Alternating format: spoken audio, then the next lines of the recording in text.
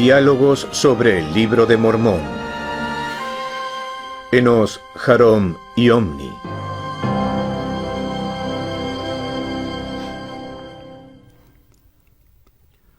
Les damos la bienvenida a nuestros diálogos sobre el Libro de Mormón. Soy Víctor Ladlow, del Departamento de Escrituras Antiguas de la Universidad Brigham Young. Y hoy me acompañan tres colegas del departamento. A mi izquierda está Charles Swift, junto a él Frank Judd, y en el extremo opuesto Jared Ladlow. En este diálogo analizaremos 3 de los 14 libros o partes que componen el Libro de Mormón. Cubriremos unos 400 años de historia, que aunque no es la mitad, es una gran parte de la historia del Libro de Mormón en 3 de los libros más pequeños del Libro de Mormón. Resulta difícil hacer una introducción a todo esto. Es decir, son libros muy pequeños, pero constituyen un eslabón muy importante. ¿Qué sabemos sobre esta sección? Acabamos de terminar el libro de Jacob, que al final contiene la gran alegoría de Senos y el encuentro entre Jacob y Sherem. El siguiente libro comienza con Enos, que es su hijo, y con algunos de los desafíos que él enfrenta. Luego, básicamente, continuamos con sus descendientes, su hijo Jarom, y las personas a las que se continúa transmitiendo el registro. Pero como usted dijo, se cubren muchos años en pocos renglones.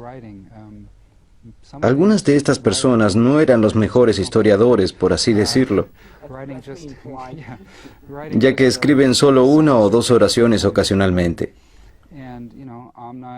Entonces, el relato continúa así. Jarom manda a Omni escribir,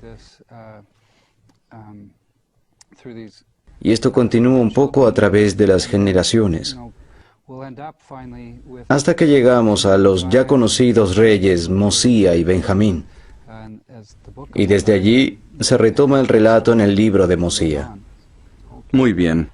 Creo que sería interesante remarcar que estos 3 libros solo comprenden un 1.4% de todo el Libro de Mormón. El 98.6% restante fue escrito por solo 4 hombres. Me refiero a las planchas entregadas a José Smith. El 98.6% de ellas fue escrito por 4 personas. En estos diálogos ya hemos analizado los libros de Nefi y Jacob. Ellos son los primeros 2 escritores. Luego, el autor, desde las palabras de Mormón hasta el libro del profeta Mormón, es el mismo Mormón. Y después tenemos las últimas partes escritas por Moroni.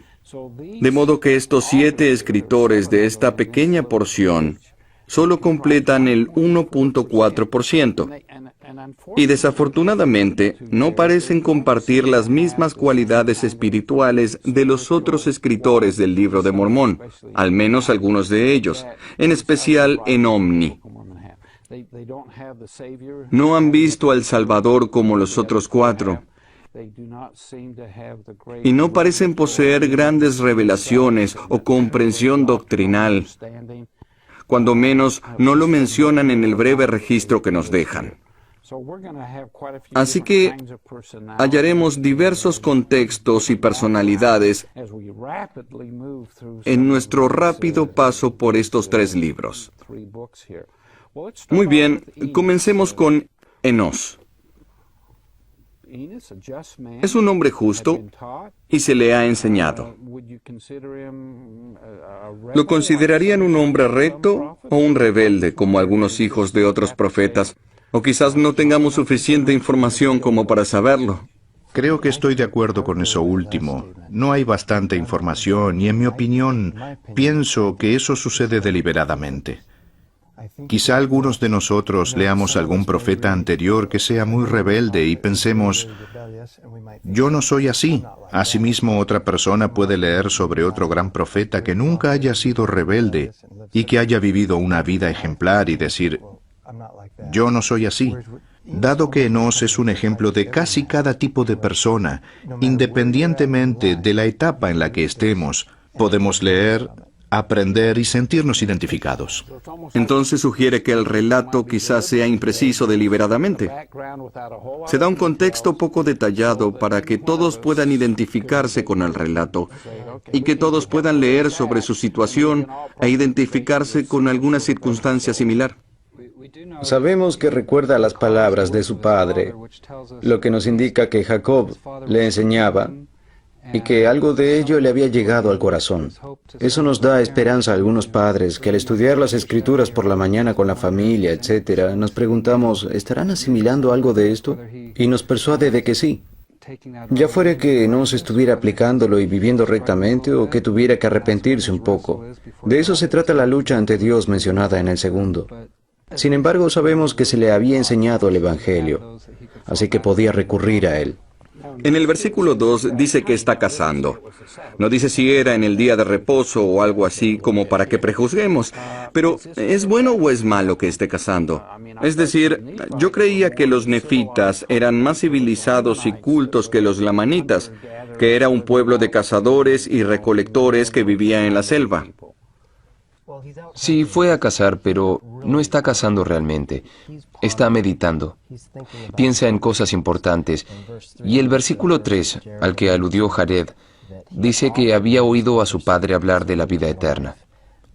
Pero no es hasta este momento que esas cosas comienzan a penetrar su corazón profundamente. Es verdad que está cazando, pero creo que este es un buen ejemplo de que, aún durante nuestras actividades diarias, debemos tomarnos tiempo para pensar y meditar principios importantes. Sí, y no sé si sea deliberadamente, pero dice que salió a cazar animales. En otros pasajes de las Escrituras, incluso en este capítulo, dice que los lamanitas cazaban animales de rapiña, y siempre se los describe de este modo, que correspondería a los animales depredadores que son inmundos según la ley mosaica. Hay otros animales que cazaban considerados limpios, así que no tenía por qué estar transgrediendo la ley de Moisés. Quizá estaba buscando comida para su familia, alguna proteína necesaria o algo así. Pero Frank tiene razón. Está allí por un motivo, o al menos al llegar al bosque, siente que hay cosas más importantes que solo poner comida en la mesa. Quizás haya salido con la idea de cazar. Pudo haber pensado, hoy iré a cazar. Y una vez allí sucedió, como mencionó Frank, que al realizar nuestras actividades diarias, recordamos las cosas y empezamos a pensar y meditar. Esto nos indica su gran fuerza de voluntad. El versículo 2 dice, la lucha que tuve ante Dios. No con Dios, sino ante Dios, lo cual hace que nos preguntemos, ¿a qué se debía esa lucha? ¿Luchaba consigo mismo porque no deseaba abandonar sus pecados o porque necesitaba humillarse? Creo que más allá de la respuesta, podemos identificarnos con la situación. Y no se trata de una pausa de 5 o 10 minutos en su cacería. Realmente me impacta lo que dice el 4. Y clamé a él todo el día. Sí, y cuando anocheció aún elevaba mi voz en alto hasta que llegó a los cielos. Es obvio que fueran cuales fueran sus prioridades en la vida, esto era algo muy importante, al punto que estaba dispuesto a dedicar todo el tiempo y el esfuerzo necesarios para resolver esto allí mismo. Pienso que la expresión "mi alma tuvo hambre" en el 4 es muy importante. Enós realmente deseaba esta bendición, y la bendición del perdón no llegará salvo que en verdad la deseemos y que estemos dispuestos a hacer lo necesario para lograrla. La enseñanza de la oración de Enós es hermosa, aunque no creo que sea que debemos orar por mucho tiempo, ya que hay muchas plegarias más breves en las Escrituras. Pienso que parte de la enseñanza es que su alma tuvo hambre. Esta enseñanza es importante. Así es decir, un deseo sincero. Eso es por lo que debemos recordar su oración y no por su duración. Disculpen que vuelva sobre el tema, pero al leer el versículo 3, Como padre me resulta curioso notar qué palabras de su papá recuerda Enós. Las palabras que frecuentemente había oído a mi padre hablar en cuanto a la vida eterna y el gozo de los santos. Creo que los padres podemos aprender una lección aquí. ¿Qué legamos a nuestros hijos en cuanto al Evangelio? Debemos procurar que en verdad haya disciplina y amonestación, como dice en el versículo 1 que Jacob le enseñó. Debe existir un equilibrio, no debe haber solo disciplina o amonestación. Aunque es importante, no debemos hablarles a nuestros hijos solo de sus obligaciones. También tenemos que contarles del gozo de los santos y de lo maravilloso de vivir el Evangelio. Y divertirse y vivirlo como familia. Muy bien. Luego Enós escucha una voz que le dice que sus pecados le son perdonados y que será bendecido. Pienso que podría haber dicho, gracias, es lo que deseaba, y darse media vuelta y regresar a casa. En vez de ello, me admira que comienza a preocuparse por el prójimo. Primero entiende cómo sucede esto. Se pregunta, ¿cómo es que se me perdona? Y el versículo 8 contesta, por tu fe en Cristo, a quien nunca jamás has oído ni visto. Enós tiene esa fe y por lo tanto es bendecido. Pero luego, como usted dice, comienza a pensar, otras personas también podrían recibir la misma bendición que yo recibo. Y así vemos que la caridad lo invade y empieza a pensar en sus hermanos nefitas. Así que familia, amigos, vecinos y las Sí. buenas personas que conoce. Y al final del 9 dice que derrama toda su alma a Dios por ellos. Ahora siente por sus hermanos nefitas la misma sinceridad y deseo que tenía por su propio bienestar. Creo que es importante volver un poco al versículo 6.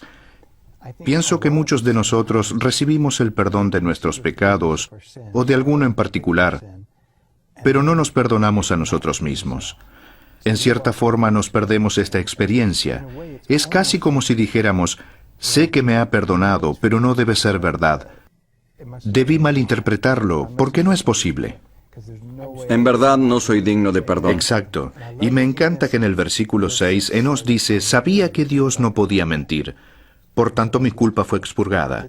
No intentó cuestionar al Señor, no se dijo, un momento, ¿es posible que se me perdone? Simplemente ejerció gran fe. Su única pregunta fue, ¿cómo se lleva esto a efecto? En vez de, ¿en verdad me perdonaste?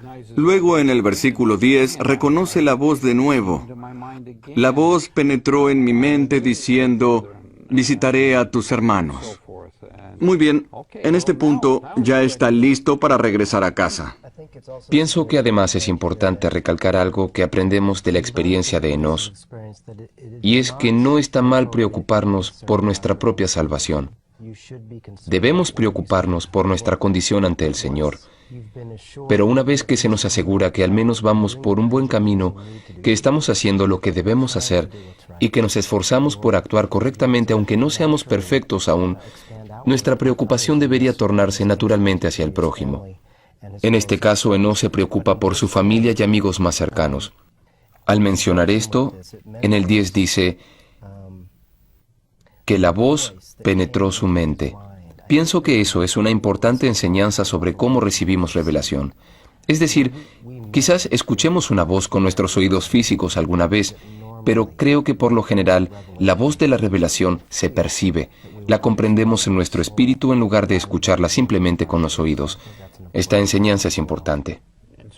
Y hablando de su alma, creo que aquí Enós empieza a darse cuenta de su preocupación por los lamanitas, además de los nefitas. En el versículo 11 comienza a experimentar esta misma preocupación y ahínco también por sus hermanos lamanitas. Este deseo no es algo que surge de la nada. Parece que ya ha habido varios intentos de trabajar con ellos. En apariencia, han tratado infructuosamente de trabajar con los lamanitas. Sin embargo, Enós no los da por perdidos. No dice, ya han rechazado a los misioneros o nuestros intentos de reconciliación y de compartirles el Evangelio. Siente un interés genuino por ellos y es así que obtiene esa promesa.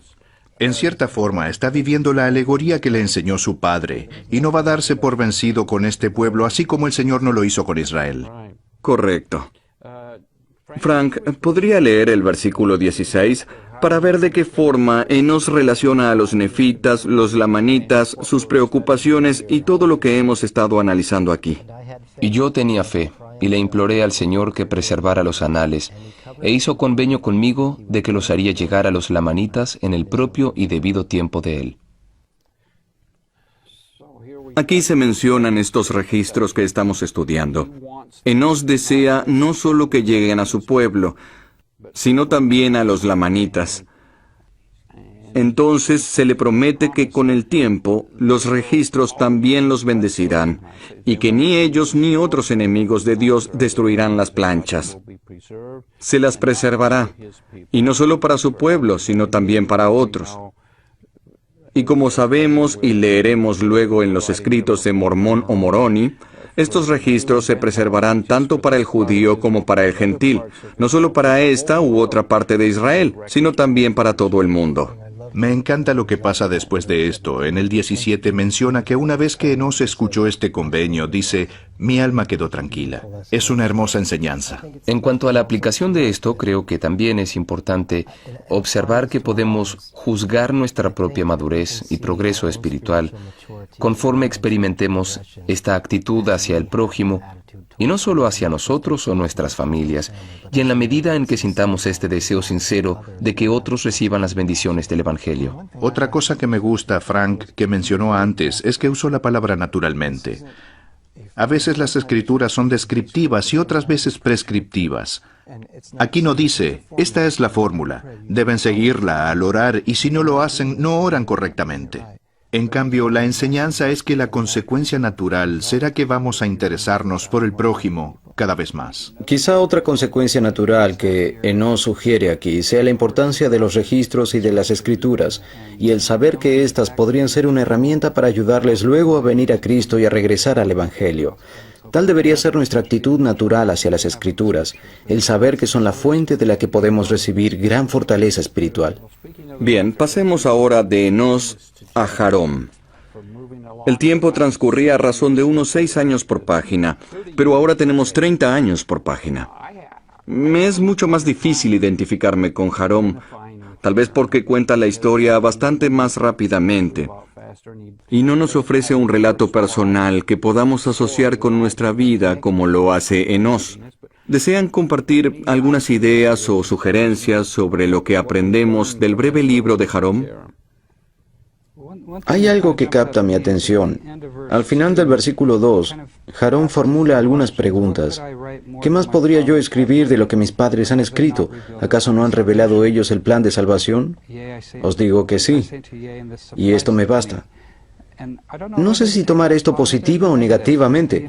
En verdad siente que el mensaje es lo suficientemente enriquecedor y que no existe mucho que él desee o pueda añadir. O en cierta forma, está evitando cumplir con su responsabilidad al decir, ya escucharon el mensaje y no necesito agregar más. Alguien de la familia se ocupa de hacer toda la genealogía. Yo no necesito hacerla, ya lo hacen. Es difícil saber a qué apunta la frase, esto me basta. Y después continúa hablando un poco más del tema, así que eso nos hace dudar un poco más. Creo que también podemos aprender mucho del versículo 3. He aquí, conviene que se haga mucho entre este pueblo a causa de la dureza de sus corazones, la sordera de sus oídos y la ceguedad de sus mentes. No obstante, Dios es misericordioso en sumo grado con ellos y hasta ahora no los ha barrido de la superficie de la tierra. Casi parece continuar con el mismo problema de siempre. Siempre tendremos esta lucha continua. Y el objetivo aparece en el versículo 11, el cual dice que todos, los profetas, los sacerdotes y los maestros, trabajan juntos enseñando la ley de Moisés con el fin para el que fue dada. Es decir, para persuadirlos a esperar anhelosamente al Mesías y a creer en Él como si ya hubiese venido. Habla proféticamente del futuro, pero en realidad el tiempo verbal es pasado. Es decir, los profetas se refieren al futuro como si ya hubiera sucedido. Les explica que pueden recibir las bendiciones del perdón, aunque todavía falten algunos siglos para que el sacrificio expiatorio ocurra. Nosotros también podemos hablar así. Por ejemplo, algunos podemos pensar, no veo la hora de que llegue el milenio, cuando Satanás será atado por la rectitud de las personas. Y bien, podemos atarlo hoy con nuestra rectitud, no es necesario aguardar. Pienso que el 11 es un versículo fundamental en cuanto a que testifica de la naturaleza infinita de la expiación, ya que plantea que aún antes de que tuviese lugar, el pueblo podía beneficiarse plenamente de sus bendiciones. Es obvio entonces que Jarom tiene esa creencia. Luego en el 13 dice que han transcurrido 238 años. Entonces, de la época de Jacob y Enos, alrededor de 500 a.C., pasamos repentinamente a 140 años después, en cierta forma, al haber recorrido estos dos libros. Pero si consideran eso rápido, vamos al libro de Omni, el hijo de Jarom. Creo que Jared ya lo mencionó. Pero en este libro hallamos muy pocos escritos de algunos autores. De Omni, 3 versículos. De Amarón, 5. De Kemis, 1. Y de Abinadom, 2. De hecho, Amalequí, quien escribió en último lugar en estas planchas, escribió las 2/3 partes del libro. Por cierto, ellos son los últimos que escriben en las planchas menores, las cuales Mormón luego anexará a sus propias planchas.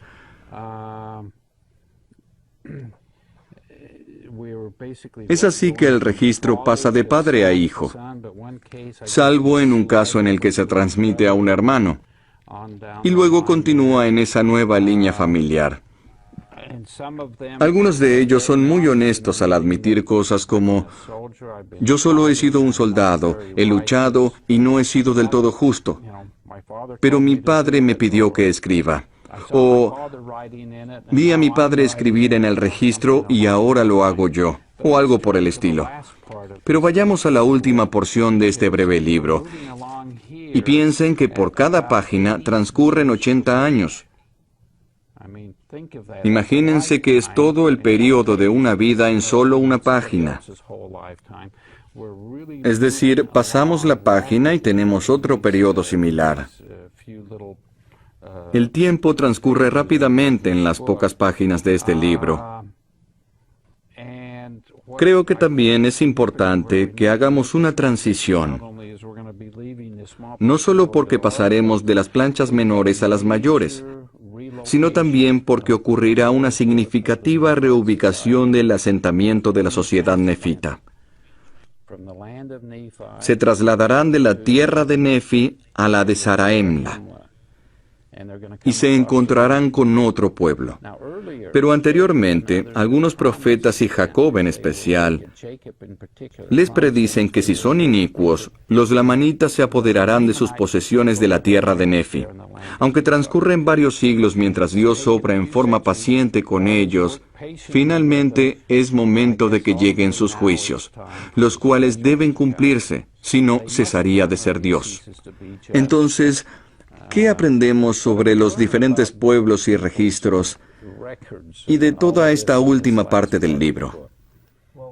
Cuando el rey Mosía lleva a la tierra de Zarahemla a los nefitas justos que desean acompañarlo, descubre a un grupo de personas denominado el pueblo de Zarahemla, o más comúnmente llamado mulequitas.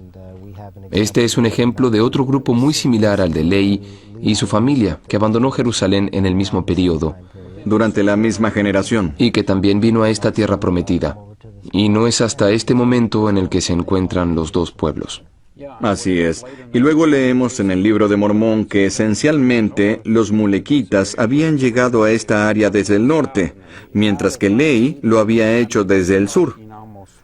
Aquí finalmente se encuentran. Es decir, al cabo de casi 500 años, en definitiva, se tropiezan unos con otros, a pesar de que el frecuentemente mencionado desierto constituye una frontera y un obstáculo para el traslado de los pueblos y el comercio entre ellos.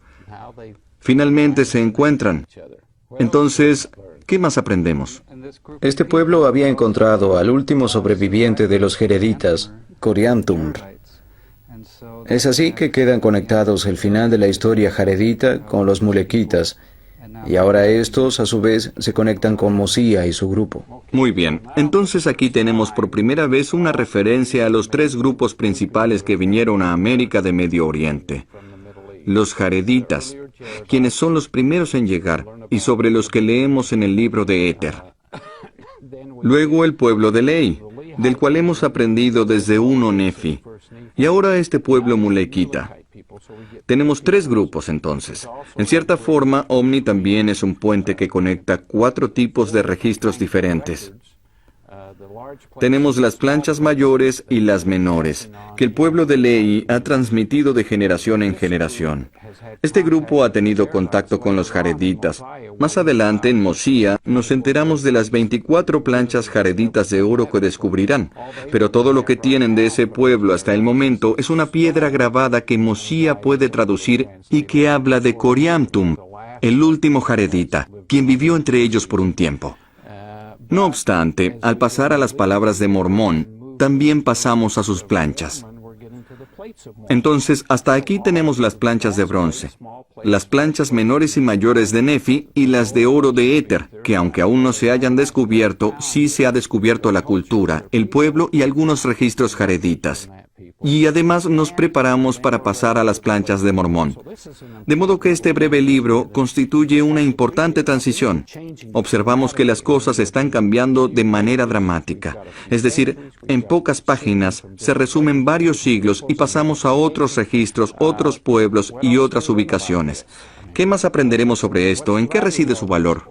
Bueno, hay mucho de valor aquí, pero algo que podemos apreciar es la importancia de los registros. Desde Enos hasta Omni notamos la importancia de lo que se transmite y de lo que se enseña y cómo cambia vidas. Además, a mí me hace valorar más a José Smith. Se trata de un texto intrincado, complejo y que en ocasiones no es lineal. No creo que un granjero con tan limitada preparación como José hubiera podido escribirlo. Excelente. Bien, aunque son libros breves, es importante comprenderlos a fin de aumentar nuestro entendimiento del libro de Mormón. Gracias por las ideas que han compartido mientras los analizamos.